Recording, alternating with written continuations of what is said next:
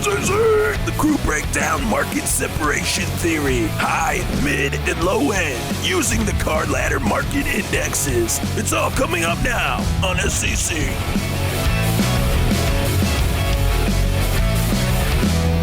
Welcome to episode 39 of Sports Cards Culture. I'm here with Christina, Christina's PC, Nick, Stiff Arm Wax, Josh, Cardboard_Chronicles, and I'm Chris_HOJ. Those are all our Instagram handles. Today, we're going to talk about market separation theory in the high, mid, and low-end markets in sports cards, a theory that has been percolating in the sports card community for some time, but that has been difficult to prove, is the notion that high-end sports cards see greater appreciation than mid-range and low-end sports cards. Josh, when fractional investing platforms first began offering sports cards, a key part of their pitch was that they enabled people of ordinary means to own shares of high-end sports cards, thereby opening up the disproportionately advantageous returns enjoyed by the high-end sports card market to categories of all buyers.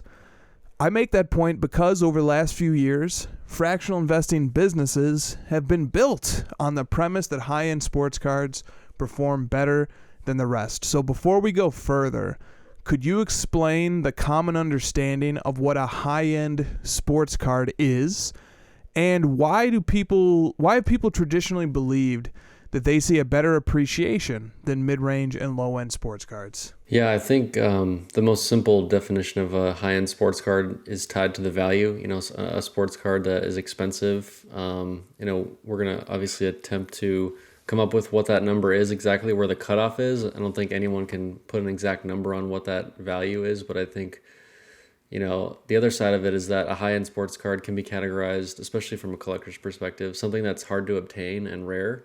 And in general, the rarer, more, harder to obtain something is, the more expensive it is and the more, it's classified as high end. And your second question, why have people believe that they've seen better appreciation?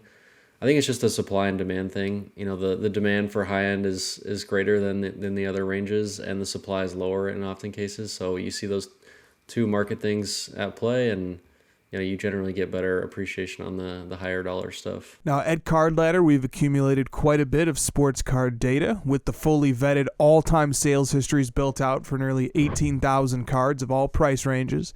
So we figured it was time to roll out Card Ladder's high, mid, and low-end market indexes and see if, in fact, high-end performs better than the rest. Christina? Yes? Before we get to the data, take a guess. What do you think? Are high-end cards doing better than the rest, or will we discover that there really hasn't been a difference in the markets for high, mid, and low-end cards? I'm going to say high-end has definitely performed better. And why are you going to say that? Because I've seen the data. Okay, all right, spoiler alert. All right, well, that's okay because we're going to get into it here in a second. So, Josh, during crossover last Friday, the topic of creating these three different indexes came up as we were going back and forth with the live chat. And then I got a message from you on Saturday morning that you had built all three indexes and then you would be making them available to the public on Monday. So tell me about these indexes. What are the value cutoffs for each of the three, the high, mid, and the low? And roughly how many cards are in each index? Well, first of all, one of my favorite things about Card Ladder is that we do what we say we're going to do. And we have these little chats, at midnight Eastern, 1 o'clock Eastern with people, and we talk about, hey, we should do that. And then we just do it. And we don't really make a big deal about it. Oftentimes, we just kind of roll it out and do it. Humble brag for me and my team. Let me make another humble brag, too. If on the topic of humble brags, this is also the first time anything like this has ever been attempted as well. This is the first time anybody in sports card data tracking has put together a high, a mid, and a low-end index. So while we're bragging, let me throw that one in there, too. I'm sorry. Go ahead, Josh. Well, I told you guys when we started rolling out this index stuff that we were going to make it work for a lot of different scenarios, and it was a very nice system. So the values that we came up with, we pretty much agreed right away, Chris. I don't even think there was much debate, and a lot of people seem to agree on social media, which was nice to see. So high end, we categorize it as anything $5,000 and up, and that makes up for about 2,500 of the cards in our system. Mid-range is 500 to that 5,000, so 4,999. And then low end is everything below 500. I thought about making mid-range go from 1,000 to 5,000, but I thought that was a little bit too much. Like I'm not sure I would consider $1,000 to be, or like $900 to be low end. I think there's a lot of people out there that that collect $500 and under, and we should give more appreciation to that range and give more shout out and make that separation a little bit more clear. Kristina, what do you think about those ranges? High end, $5,000 and up, mid, 500 to $5,000, low, below 500. Yeah, I think it's a great range. I mean, I'm sitting here and I'm thinking about some of the cards that I've purchased of my side PC, and I'm like, oh damn, like I've crossed the threshold for this like no-name player. Like, you're comfortably in the mid-range. I'm now comfortably in the with mid-range. With the maxi cleavers. Yeah. And I am the whole purpose of me starting that collection was to be on the low end, and like now I've crossed that threshold and I'm kind of thinking like, should I be like finding a new player to go down with? You can't even stay low end even if you want to. I know. What's up with this? It's what the heck? Too high end over here. Okay. Looking at the data, let's look at it. All right. Yeah. So our question today is, do high end sports cards perform better than mid range and low end sports cards? And let's start by looking at how the high, mid, and the low end indexes have performed over the last 6 months. So since the middle of May, which was 6 months ago, the low-end index is down 30%. The mid-range index is down 18%. But the high-end index has increased 11%. That's right. Over the last 6 months, there is a clear separation among the three tiers. High-end has performed the best, mid-range the second best, and low-end comes in third. Indeed, high-end actually has steadily increased over the last 6 months, even as the other two tiers have decreased. So, Josh, we can glean a few things from this data, I think. One thing that jumps out to me is that the hobby is not monolithic. Some segments can be appreciating while others are losing value at the same time. So what does it signify to you that the high-end index has increased 11% over the last 6 months, while during that same span, the mid and low-end indexes have gone down? Well, yeah, I agree. It is interesting because it kind of removes the ability for people to make absolute statements about the hobby, such as all cards are going down, like this is terrible, all cards. And I even think it's a bit of a stretch for us to say like all high-end cards are going up and all low-end cards are going down. We aren't even able to make that absolute of a statement. We're just getting closer and closer to the truth and reality with the data. And so this is like one conversation that leads to many further conversations of like high-end basketball, high-end baseball, etc. I think to me this signifies that, I keep thinking that we kind of reset the hobby during 2020, and it sort of like broke all the rules of the seasonal aspect of the hobby, and it broke all the rules of how many people are in this and what sort of values are on cards, and everything's just kind of been reset. So since then, I think what this now signifies is that since that time period, people have expanded their knowledge of the hobby, and they've really grown into the high end, and they've started to understand what cards have more rarity, which cards have higher demand, and then they're learning about supply, especially with PSA pop reports on a lot of these cards. And I like to think Card Ladder plays a decent role in that, understanding more, there's more data tools coming out, there's more knowledge. And so people are starting to figure out that the high-end cards are going to appreciate more. And so like we're seeing that, come to fruition basically. Now, what if we throw away the last 6 months, okay, because they were weird and they were following in the wake of a huge run-up in price that happened in March and April. So if we just throw those last 6 months away, and let's just look at how the three indexes performed in the 12 months prior. So if we look at the time period from May 2020 until May 2021, during that span, the low-end index appreciated 136%. The mid-range index appreciated 237%. And the high-end index appreciated 351%. So once again, there is clear separation among the tiers, with the high-end performing best, mid-range second, and low-end performing the third best. Even if we look back over the last 17 years to when each index begins, the same pattern holds. Since 2004, the low-end index has increased by a factor of 3.5. The mid-range index has increased by nearly 12-fold, and the high-end index has increased by a factor of 34. So, Kristina, Yes. you like to look at houses on Zillow. And you like to throw my guilty pleasures out for the audience to hear. I rarely see you looking at low-end or mid-range houses. You like to look at the high-end houses. So what is it about high-end things that seems to captivate people? You know, I also chose a high-end fiance. He's high on something. Nicely done. I think that when you're looking at pretty things like houses and cards and art, like your eye gravitates towards the higher end, even if you know it's a pipe dream. And you look at those things because you want to study them. Like, what makes it high end? Like, what is it about this that I like that other people like, so that I can then like go find it in something more in my budget, like those different aspects that I gravitated towards. What was it? Like, was it the kitchen? Was it the layout? Like, was it the foil? Was it the like chromium? Like, what was it about that card or that house that like really captured you? And then you want to think like, how can I apply this? So where can I find it in my budget, and how can I, with a house, like turn it into high end, like after you get it, like renovate. But we don't recommend renovating cards. Just find the ones that capture you as well in your budget. Shout out Card Killer. Yeah. Shout out Cards. Yeah. Killing cards. Yeah. Okay. Josh, as a collector, will the findings today about the separation in how the high-end, mid-range, and low-end markets perform, will that influence the way you collect at all? I don't think it'll change because I've already been kind of doing that. Like I've been talking about consolidation for a couple of years now. A lot of it, it's not because like that I knew high end would outperform. I just kind of could sense that people in the hobby are, going to get smarter, like I was saying earlier, and they're going to start moving into the higher end items. So I just thought like it just makes more sense to kind of do that a little bit earlier.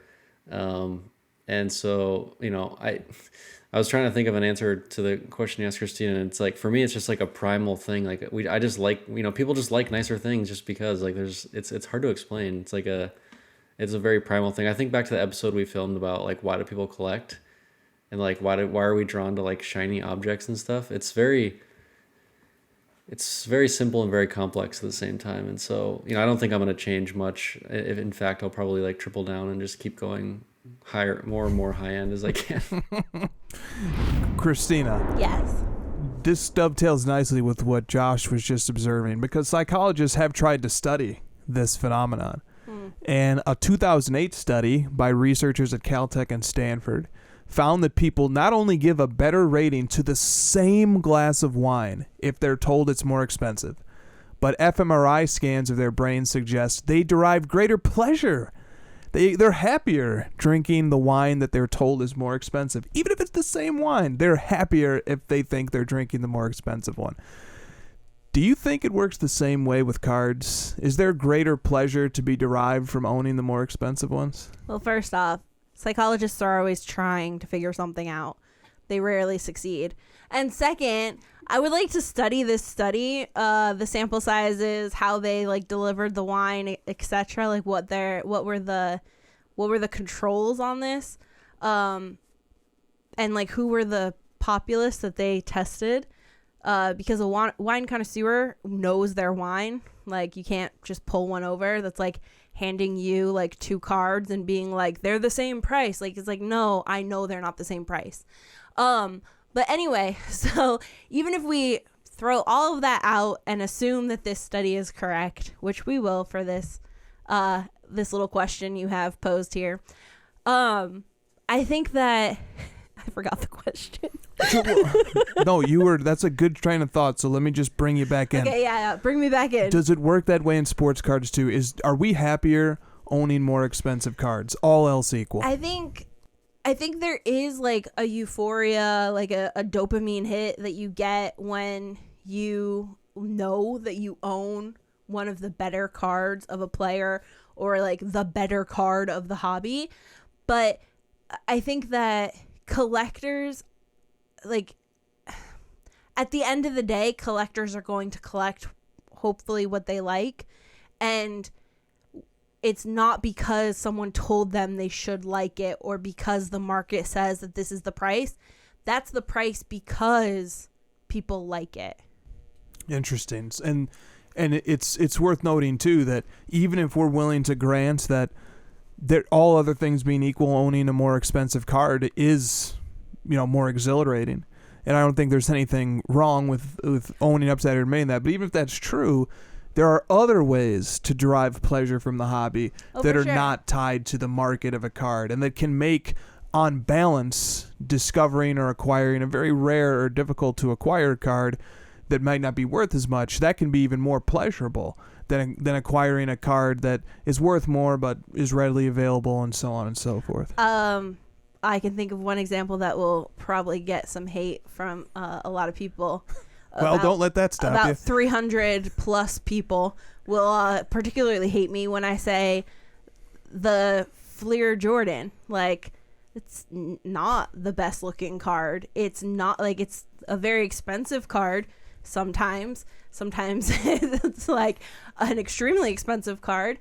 But there are other cards that there are hundreds of cards I'd rather have than that card. Even that are worth much less. Even that, yes, and definitely. You said that's going to aggravate 300 or so people because that's how many are in the PSA 10 pop report, right? Okay. Yeah. Interesting there. All right, so Josh, let's bring this on home. Although the high-end market no doubt has performed the best, kind of going off what we were just saying, it doesn't necessarily mean that high-end collecting is more fun. On balance. So using our criteria for what defines high-end, I've only bought 4 high-end cards in the last year, though I've bought dozens of cards that would be considered mid-range to low-end, and I've had a lot of fun doing it. So what should collectors of mid-range and low-end cards take away from our findings today as they lick their wounds in light of the fact that high-end cards just appreciate at a faster clip?